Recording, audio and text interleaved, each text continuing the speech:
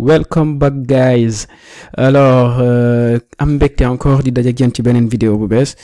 Alors tey nag ma fas leen expliquer benn notion bu am importance ba nga xam ne c'est incontournable dans n'importe quel langage de programmation. Mu neex la mu naqadi la mënoo programmer te doo utiliser notion boobu noonu mooy ban notion muy notion de variable. Donc notion de variable bi tey moom laa leen fas yéene expliquer mu leer ci bopp ñëpp kenn ku ci nekk comprendre bu baax la mooy variable ak nan lay liggéeyee ak variable yi. Donc sans plus tarder ñu jàll ci liggéey bi. Alors ma jox leen benn exemple. Par exemple su ñuy bind benn code Java par exemple booy bind say instruction n'importe quel langage de programmation ñaari mbir mooy am. Donc da ngay utiliser say données et da ngay utiliser say instruction. Supposons ligne de code bii nga xam ne moom la ñu bind nii mooy system.out.println notre premier projet Java from KDev mooy afficher ñu suñu si ligne bi notre premier projet Java from KDev. Lii instruction la boo xam ne nekkul di manipuler ay données dañ ko wax rek afficher mu afficher ñu.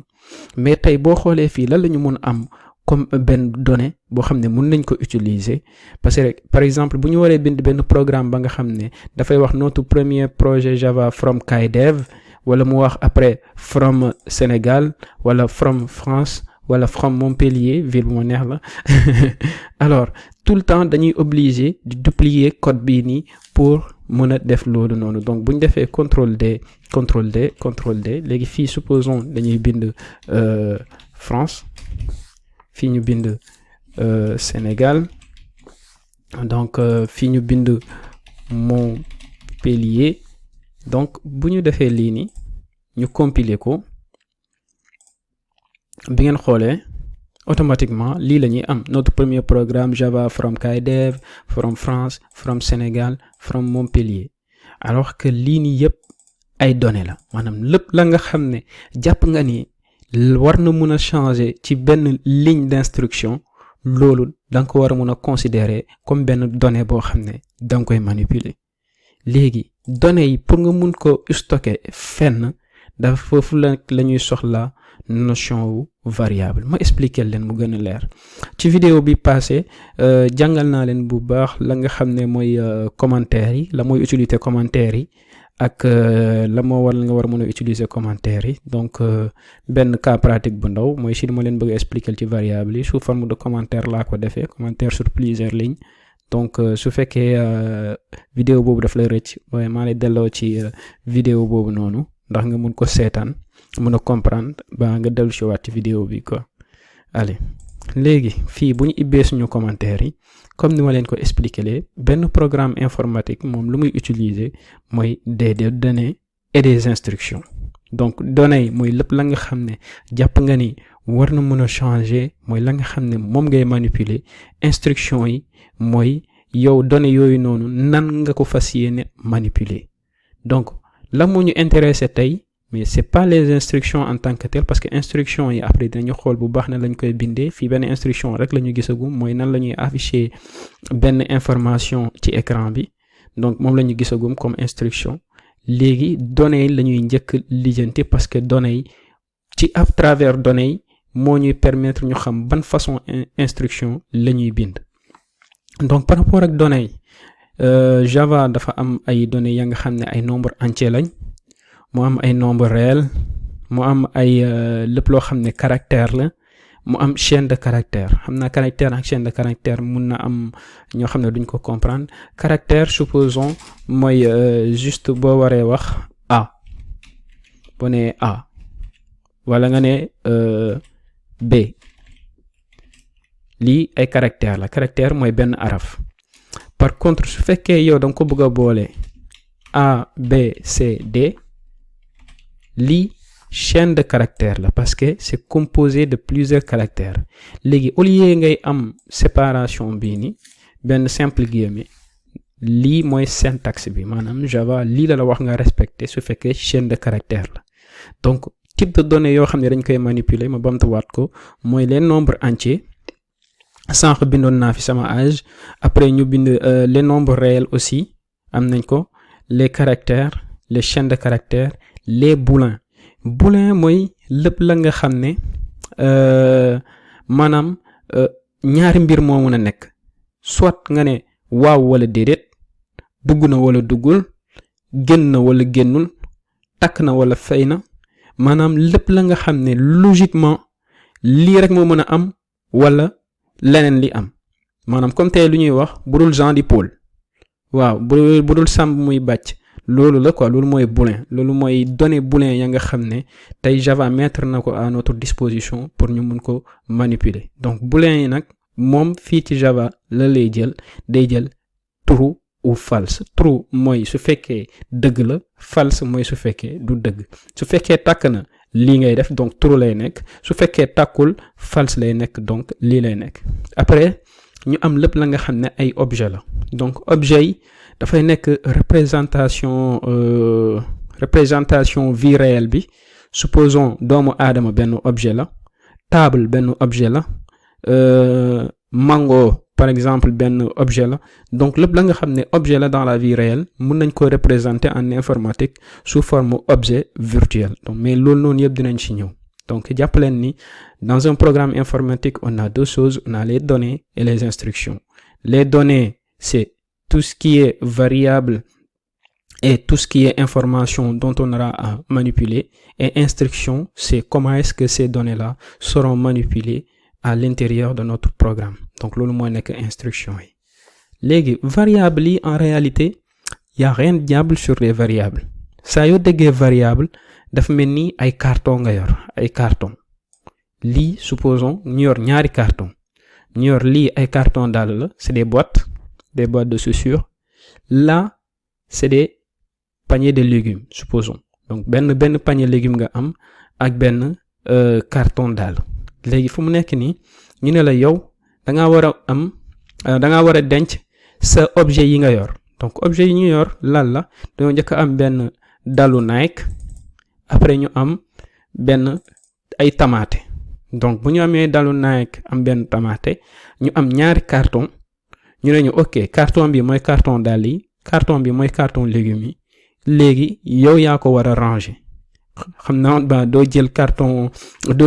tamaate def ko ci carton dàll yi, te doo jël tamit dàll yi def ko ci carton légumes yi. donc en réalité variable loolu la. saa yoo déggee variable mooy yaa ngi créer benn carton. variable bi nag tout le temps boo koy créer, carton bi boo koy créer da ngay wax lan moo war a mën a nekk ci biir carton bi, maanaam lan laa fay denc. defaral ma benn carton, mais carton boobu may defar lii laa ciy denc. ma jox leen benn exemple bu ndaw. léegi naa génnee lii nii yëpp teg. supposons ma ne string nom égal, fii ma def nii ma bind KaiDev. tout le temps instruction bi point virgule lay jeexee. léegi lii su ma defee string nom KaiDev, string nom bii ni lii variable, maanaam damay ne defaral ma benn carton boo xam ne nom la tudd, mais carton boobu noonu la mooy nekk ci biir ay chaîne de caractères ñooy nekk ci biir. donc nom bi mooy tuuru variable bi, mais tout le temps comme wax naa leen saa yooy defar carton foog nga wax carton bi lan moo war a mun a nekk ci biir, lan ngay def ci biir. donc fi mu nekk nii type bi mooy lan mooy nekk ci biir, ñu ne benn chaîne de caractère mooy nekk ci biir, moo tax mu am benn chaîne de caractère. léegi comme lii donnée la, maanaam nom bii nii léegi donnée la, benn variable la, su ma ko bëggee utiliser ci sama instruction bii nii day nekk loo xam ne dafay facile, mais juste bind leen comme man li ma bind, même su fekkee du ngeen comprendre encore la moo waral may def lii, mais c'est juste pour vous expliquer. mais dinañ ñëw bu baax ci li nga xam ne moom laa def nii mooy plus bi, après ma def non. donc lii nii su ma ko exécuter ba léegi même résultat la ñuy am. donc su ma ko exécuter dafay nekk notre premier projet from KaiDev. donc KaiDev bi c'est collé, fii mun naa fi yokk benn espace vite fait, ma def ren, ñu am même résultat bi, notre premier projet from KaiDev moo nekk nii fii. donc bu ngeen xoolee comme ni ma leen ko expliquer, programme informatique da ngay am ay données, après am instruction yoo xam ne ñuy manipuler données yooyu noonu. fii moom la ñu joxee comme exemple. donc dañoo am benn donnée donnée bi de type kii la string la non la tudd léegi bu ñu woowee donnée bi maanaam lu ñu dencoon ci biir dañoo ne dañ jël kaydev mi nga xam ne chaîne de string la chaîne de caractère la ñu dugal ko ci biir benn carton bu tudd non mais carton boobu noonu lu nekk ci biir lan la war a doon benn chaîne de caractère la war a doon loolu moo tax mu nangu ko mais supposons léegi tey ma ne lan moo war a mën a nekk ci carton bi ay chaîne de caractère la ba noppi tey fii ma ñëw ma joxe benn chiffre automatiquement daf may ne lii daal am na problème parce que yow da nga ma ne da ngay déclarer benn variable da ngay defar benn carton boo xam ne carton boobu noonu ay chaîne de caractère moo fa war a nekk mais yow li nga ma jox nii rek du chaîne de caractère kon mënuma ko dugal ci biir kii bi mënuma ko dugal ci biir carton bi loolu noonu moo war a am fii donc fii su fekkee ay chaussures nga am donc ay chaussures nga fay def su fekkee ay légumes nga am ay légumes nga fay def mënoo jël légumes yi dugal ko fii boo ko dugalee fii ba après finalement sa dàll yi day yàqu ba mi ngi noonu donc Java aussi concept boobu noonu lay respecter tout le temps da nga koy ne ok defaral ma benn carton mais carton bi ban genre type lay nekk type bii nii lay nekk quoi donc lii mooy nekk ci biir fu mu ne nii lii su ma ko compiler dafa am erreur nañ ko ren suñ ko renee automatiquement mu ne ma incompatible type int cannot be converted to Java lang.string maanaam dama ko jox benn donnée de type entier ma ne ko man dama ko bëgg a denc ci benn boîte string benn boîte chaîne de caractère mu ne ma déedéet moom lii du ko nangu mais fii su ma ko changé ma delloowaat fii kaydev bi nekk fii nekkoon fii sous forme de chaîne de caractère lii da koy nangu te su ma ko compiler day dox normalement donc variable yi nii lañ koy déclarer léegi benn exemple bu daw su ma bëggee déclarer benn variable ba nga xam ne bu leen bàyyee xel type yi boobu pour le moment ay string ak int dinaa si ñëw léegi dans quelques secondes léegi fii fu mu nekk nii su ma bëggee def benn sama âge par exemple damay def int wala année ma def int pardon damay def int ma ne année bu ñu nekk nii actuellement donc ñu ngi ci ma def nii ok ban année la ñu nekk ñu ngi ci 2022 après ma def point virgule léegi fii su ma defee système point a point println notre premier projet from Java damay def nii copier waat ko wala ma def CTRL D fii ma changer ko ma def année ma def 2 points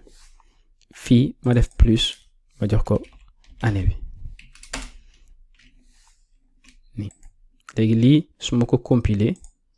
da ngeen di gis lu muy joxe léegi dafay nekk notre premier projet Java from kaydev année 2022 donc lii nii yëpp dafay nekk ay données comme ni ma leen ko expliquer fii ay données lay nekk lii donnée la nom bi donnée la année bi donnée la donc donnée année bi ban type la maanaam carton bii nii nga xam ne carton année laa ko tuddee ban type la type int la maanaam ay entier ñooy nekk ci biir moo tax entier rek laa ko mun jox mënuma ko jox chaîne de caractère fii tamit su ma ko bëggee jox kaydev dafay bañ n'importe quelle chaîne de caractère mu dugal fii dafay bañ daf may ne déedéet mënoo wax ne ki yow da nga am ay carton int ay carton chaîne